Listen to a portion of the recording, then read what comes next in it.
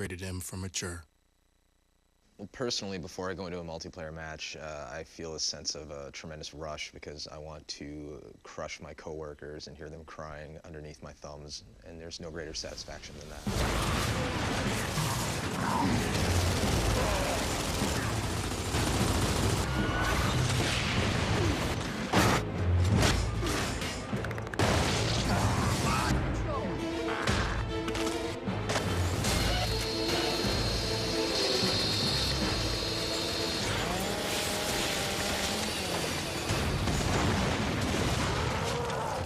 To go take Gears 1 multiplayer as a base and then improve on it, we had to look at a number of different things, and one of them was just sort of things like basic mobility. In Gears 1, when you went down but not out, you couldn't crawl, you couldn't get to safety, like, so if you stuck out and got shot, you were left out. And so that was a big one for us. One of the first changes we made was the ability to actually crawl to your friends, back behind cover so you couldn't get shot anymore. I think the first Gears helped break that typical run-and-gun mentality that a lot of shooters have had for years, as well as having players jumping on each other's heads like a bunch of cracked-out bunny rabbits. One of the big design goals for the changes that we did for Gears 2, particularly with multiplayer, was to realign how people were playing online to how we originally intended Gears 1 to be played.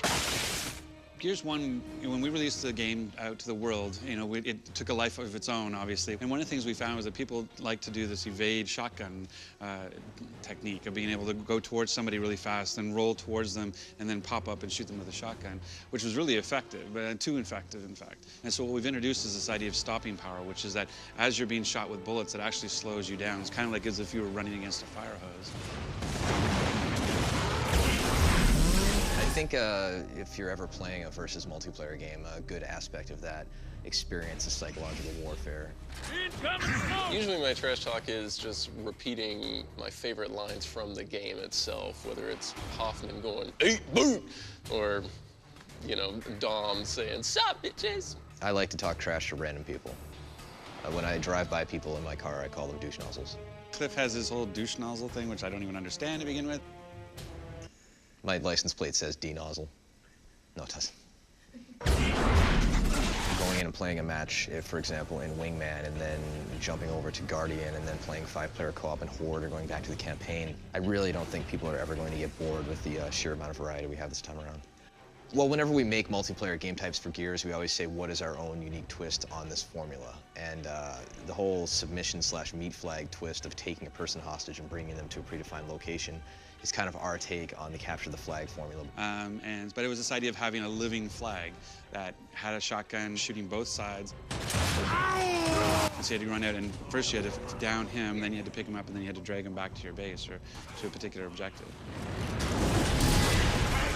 Horde is a 5-player cooperative mode for Gears in which players deal with wave after wave of increasingly difficult Locust. It starts off kind of simple with some basic Locust, and before you know it, you see the biggest, nastiest bastards coming in bearing down on you. And it's a lot of fun to team up and try and get the highest score possible, put that on a leaderboard in Xbox Live and just play co-op with your buddies till the wee hours.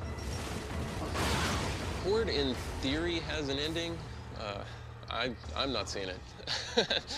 As a designer, I found never underestimate the talent of the gamers out there who will be playing your game. Gamers out there are going to hit the highest wave on Insane at some point, and I want to see videos on the internet showing this off as soon as it happens. I'd have to say Guardian now is my favorite game mode. Guardian was it's a reimagining of assassination, this idea of having a leader and guards for him.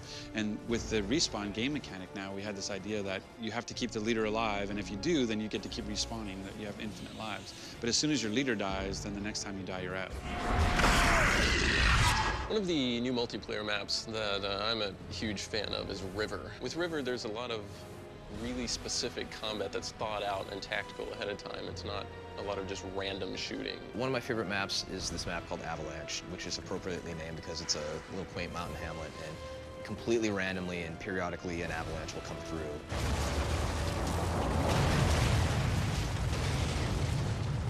And anybody who's in the path of the snow will get wiped out. But the beauty of this is that suddenly other areas of the level are available to walk to, whereas they weren't before. Other guns can be accessed now. And you have a battlefield that actually shifts dynamically depending on an X factor of the avalanche coming in. This time around, Gears 2 multiplayer achievements are easier to get.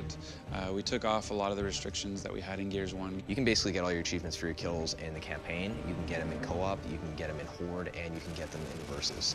So we want players getting those points, we want them getting those achievements, and we want them wielding their nerd cred as much as possible.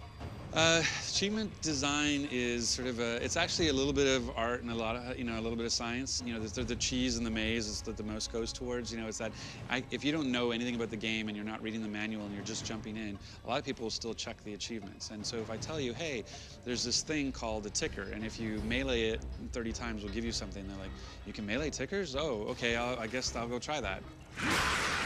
It seems like with every product, whenever Rod names the achievements, it's a competition to see what the goofiest, most punniest names are that we come up with. I kind of go through and come up with weird random names, generally, 80s movie references because I'm old, and as much double entendre as I can get away with Microsoft. I'm a big fan of Dirty, Dirty Horde, as well as Crossed Swords, which is an achievement for numerous chainsaw duels, which is clearly an allusion to ancient warriors battling with their large iron swords.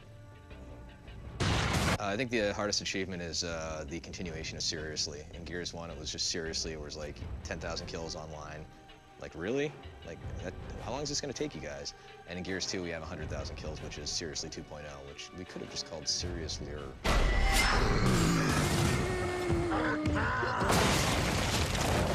I can smell him from here. Oh, yeah.